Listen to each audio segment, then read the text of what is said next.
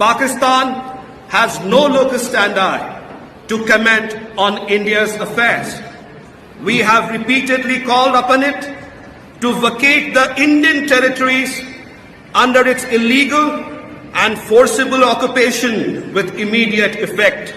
और इसके लिए जो आप देख रहे हैं जो मामलात बने हुए हैं, तो ऐसे में अवाम जो है बहुत ज़्यादा परेशान है। अवाम बहुत ज़्यादा एक तशवीश पाई जाती है अवाम में कि होगा क्या। ये देखें तरीके से अभी बहरीन में एक समिट के दौरान पाकिस्तान ने फिर रोना रोया था कश्मीर का, बट भारत के जो सांसद थे पात्रा साहब ने उस टाइम पे इतनी ज़बरदस्त तरीके से उस मीटिंग में पीओके का मुद्दा उठाया कि पाकिस्तान की बोलती बंद हो गई। पहले ये पूरा वीडियो देखते हैं, वीडियो के बाद करते हैं इस टॉपिक पर डिटेल में बात। हालांकि आप कंफ्यूज मत होइएगा कि ये संबित पात्रा वो टीवी डिबेट वाले हैं, वो नहीं है। ये आपको आगे वीडियो में बताता हूँ कौन है ये और किस तरीके से उन्होंने ये स्पीच दी। प्लीज़ चैनल को सब्सक्राइब करिएगा। मैं मिलता हूँ video. Have been and will always remain an integral and inalienable part of India. No amount of rhetoric and propaganda from any country can override this fact. Pakistan has no locus standi to comment on India's affairs. We have repeatedly called upon it to vacate the Indian territories under its illegal and forcible occupation with immediate effect. It is ironic that a country which is a known exporter of terrorists and responsible for inflicting countless cross-border terrorist activities and attacks in Jammu and Kashmir is claiming to champion the cause of human rights.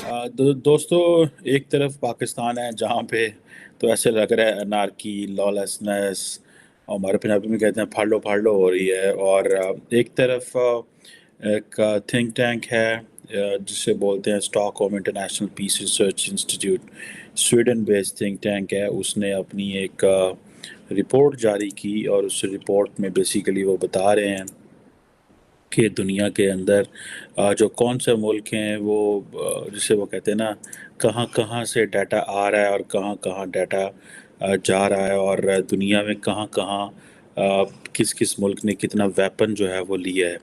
इस हवाले से अगर देखा जाए तो ज़ाहिर बात है, पता तो यही चलता है कि इंडिया जो है वो दुनिया का इस वक्त का सबसे बड़ा आर्म्स इम्पोर्टर है। जर्मनी, इटली, यूके, स्पेन और ये सारे के सारे अमेरिका के इंडिया के दोस्त हैं। Everyone, each one of them accept China. अब ये देखें आप कि इंडिया को अगर आप देखें उस सेंस में, तो इंडिया जो है वो 2018 से लेके 22 तक का ये जो आर्म्स इंपोर्ट का जो ग्लोबल शेयर है, अगर उसमें देखें तो इंडिया ने दुनिया का 11% असला खरीदा।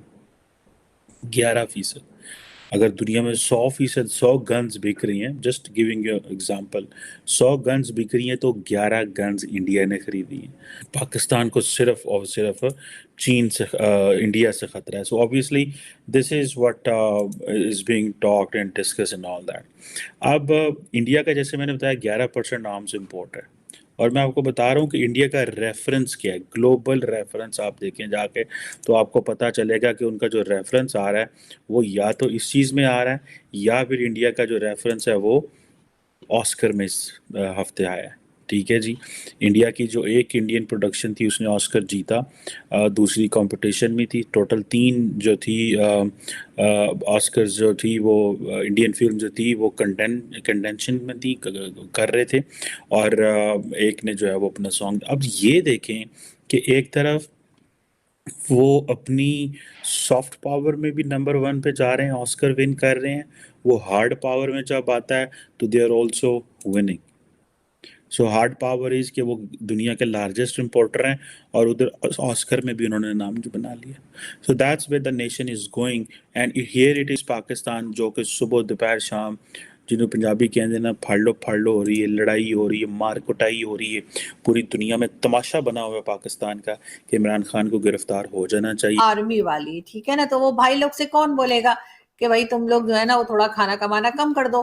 तो इस वजह से अब ये प्रॉब्लम आई है कि वहां पर कैसे जाएं, चाहे वो आर्मी के अपने बिजनेसेस हो, उनके ऊपर भी टैक्स नहीं लगता, उसके साथ अगर उनका डिफेंस बजट कम कर देंगे तो एक तो मतलब आप लोगों से वो लोग डराते रहते हैं, कभी कहते हैं इंडिया हमला कर रहा है, कभी कुछ, और अब टीटीपी का भी हमें मतलब एक चूरन मिल गया है। तो असल प्रॉब्लम यहाँ पर आई है कि आखिर जो आर्मी का बजट है वो आईएमएफ कम करने को कह रहा है और वो नहीं हो पा रहा। मेन प्रॉब्लम तो ये है। राइट। अच्छा, वैसे भी एक पाकिस्तानी न्यूज़पेपर में ही मैं अभी कुछ दिन पहले पढ़ रहा था कि डिफेंस बजट तो इस बार भी बढ़ेगा ही, ऐसा पाकिस्तानी न्यूज़पेपर लिख रहा था। मुझे नहीं पता, मैं तो पाकिस्तान में जाहिर है, वही तो मैं आपसे कह रही हूँ कि डिफेंस बजट तो कम नहीं किया जा सकता ना।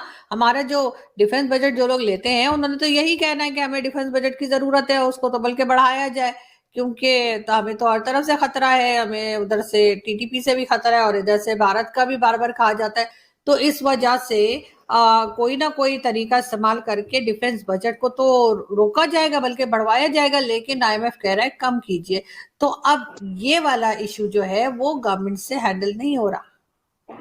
गवर्नमेंट से हैंडल नहीं हो रहा, सही बात। तो क्या क्या सूरत हाल है? वैसे तो मुझे यहाँ पर होता है खत्म। आपने देखा किस तरीके से पात्रा साहब ने सिचुएशन को हैंडल किया और किस तरीके से पीओके पर जो एक बात की आपको बता दूं, पीओके भारत के लिए कितना इम्पोर्टेंट है।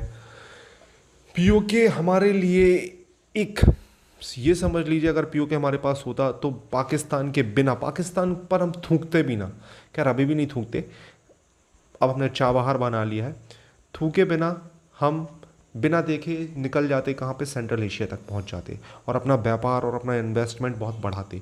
अफ़गानिस्तान से हमारे रिलेशनशिप हमेशा से अच्छे रहे, अभी तालिबान के टाइम पे भी अच्छे हैं। इवन पाकिस्तान, अफ़गानिस्तान हमारी बहुत फ्रेंडली कंट्री में आती है, जो टॉप की 5 फ्रेंडली कंट्री में अफ़गानिस्तान आती है अभी तालिबान के टाइम में भी। तो समझे अफ़गानिस्तान के लोग हमें पसंद करते हैं।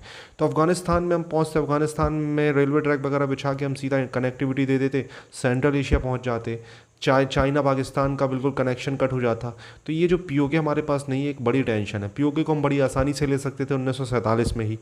हमने अपनी फ़ौज रोक दी जो पाकिस्तान के कब्जे में कश्मीर था। अगर उसी टाइम पे हम वापस ले लेते, उसके बाद यूएन वगैरह में मामला जाता, कुछ होता ही नहीं। आपको भी पता है अभी कुछ नहीं हुआ, तब क्या होता।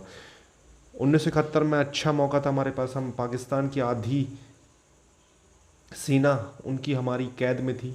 बांग्लादेश हम बना चुके थे, उनका बहुत सारा हिस्सा हमने वेस्ट पाकिस्तान का कब्जा कर लिया था, वो भी हमने छोड़ दिया, सैनिक भी छोड़ दिए, कुछ भी नहीं लिया बदले में। उस टाइम पे हम चाहते तो, इंदिरा गांधी चाहती तो 1971 में तो डेफिनेटली हम बहुत सारा हिस्सा पीओके का खाली करा लेते। इवन ऐसे ऐसे पॉइंट खाली करा लेते कि हम किसी न किसी तरीके से अफगानिस्तान बॉर्डर पर पहुंच जाते।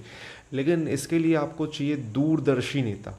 दूरदर्शी नेता नहीं, उन्होंने युद्ध जीत लिया, सब कुछ हो गया, दूरदर्शिता में हम टेबल पर हार गए। अगर वो काश हमारे पास उस टाइम पे पीओके आ जाता तो डेफिनेटली क्या हमारे मामलात होते इस टाइम पे।